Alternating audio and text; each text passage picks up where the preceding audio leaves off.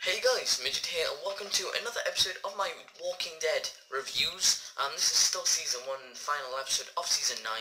Season 1 final episode, which is episode 6, and it's called TS-19.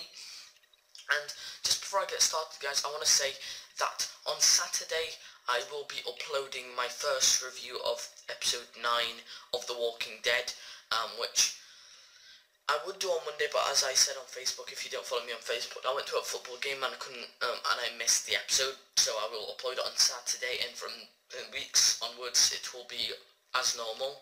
So I just wanted to get that out of the way, and yeah. So going back into this episode, it was a really good episode.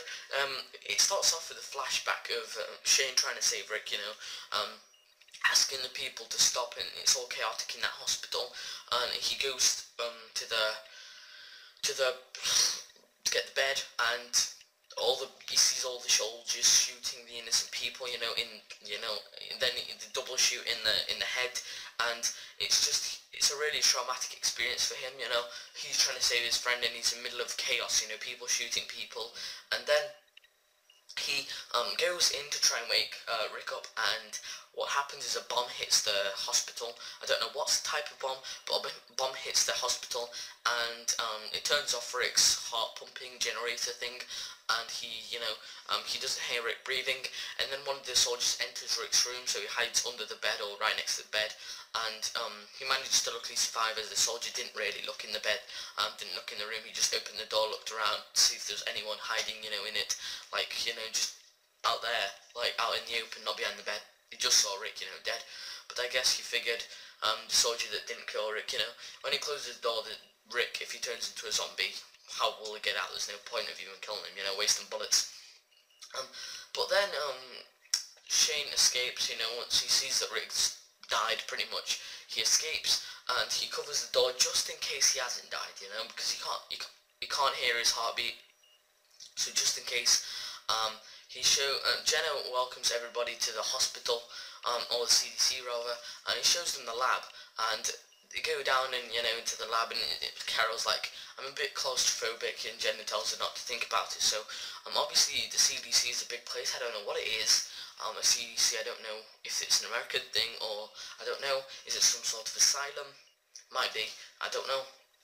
But everybody's drunk and chilling, and this is hilarious, everybody's laughing and jolly, and that's all you need, a bit of humour in a zombie apocalypse, isn't it? Because it makes the situation very, very better, I guess, and it just brightens up everybody's day.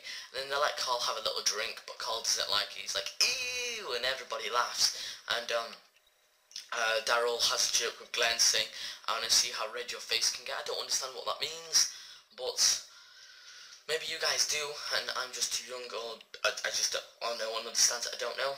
And then Jen tells everybody about the suicides, because Shane gets a bit scared and asks about, well, doesn't get scared, but he asks about why nobody's here. And Jenna tells everybody the story about the suicides, and then he shows everybody their rooms, and it's hilarious because he mentions a tiny bit about hot water, and everybody's like, hot water? That's what the man said. And everybody went mental, You can just see everybody in the shower. You see Laurie go like, you see Glenn drinking the water, you see T-Dog laughing, going, ah, and, it was hilarious to watch. It was really fun, and, it was a really good episode, but let's just carry on with this. So, Andrew's really hungover, and Dale, sort of reassures her, you know what I mean, he comes up to her, she starts thinking about Amy a bit more, and Dale obviously does reassure her because that's the type of person Dale is. So he reassures her, and he stays with her, and she tells him his life story and everything. And then Rick has a conversation with Jenna. I can't remember what it was about because I watched I think it was a day ago. But Rick talks to Jenna about, I think it's general stuff, I guess, and then while Laurie's looking through the books, because Carol, is reading, and she says that it'll last them at least a year or a couple of years to get through all those books, Laurie says to Carl, and go to bed, and so does Carol and Sophia. They go to bed, and so she's left by herself, and Shane is looking a bit excited. I'm not going to try and swear or use nasty words, so he gets a bit excited, and he almost rapes Laurie. You know, he tells, listen to me, and you are gonna listen to me, because he's pretty drunk, and he just wants to like talk to Laurie, but then he ends up like trying to rape her, I guess, and she scratches him. And then the next day when breakfast is on, they don't speak to each other, and they don't even look each other in the eye. You know, like Rick talks to both, and it's kind of awkward, you know, and one's talking about the other, and you know, blah blah blah. So Jenna shows them TS-19, in other words, aka his wife, but we don't know that yet, and how zombification works, you know, what happens to the brain, blah blah blah. I keep saying blah blah blah, and it's not good. You know, Dale asks sort of Jenna. I know you hate people asking questions, but you're gonna ask it anyway. Yeah, that clock has been ticking since the first day we got here. What does it do when it gets to 0? And Jenna, you know, he's kind of like, what's the word? He's kind of like mysterious about it. He's like he tries to find the words so that people won't understand it, you know. And he goes, I think it's like the something generators, what's it called, down, basement generators run out of fuel, and he doesn't tell them what happens or anything, and you know, they go to see, and he you know, and then Rick asks Vi about the basement generators, and she goes, the generator will go through decontamination, and we know what decontamination is at this point because we've seen it last episode, I predict. Was it like, yeah, it was the last episode where he spilt his thing and it was like decontamination in progress, and what happened? It went up on fire. So if the whole lab's gonna go up on fire, you know, it's gonna be a big bang. And so later, Jenna admits that the facility, or the CDC, is gonna blow up, and everybody absolutely flips. So it's hot. They beg to leave, but Jenna doesn't want them to, or he just is very stubborn and just goes, no, I'm not opening the doors. But he said he can't open the doors, which is pretty stupid, because he did when he was saving them, so I don't understand why he would not, you know, open the doors again, you know, for the people that want to live. But I guess if he wants to die, he doesn't want to die alone. And Daryl is very violent towards him, and then he gives the group some sort of speech, and it was a very, like, touching speech, well, not touching speech, you could call it a very, speech that, okay, touching speech, let's just call it a touching speech. And Daryl tries to break through the act while he's giving everybody that speech about, you know, what happens, and they're gonna live a slow and miserable death, so there's no point, they're gonna live a short life, blah blah blah, etc. And there's just no point of going out there. So 0.0001 second of pain, which is nothing, and you won't feel anything basically, for dying and going to heaven or hell or whatever, just nothing basically. And rather than just going out there and getting eaten by zombies, you know. So it was kind of, you know, intense. It was really intense, like, not kind of, sorry, it was really intense. He didn't know what's going to happen. And finally Jenna opens the door, and all the group run out, you know, desperately.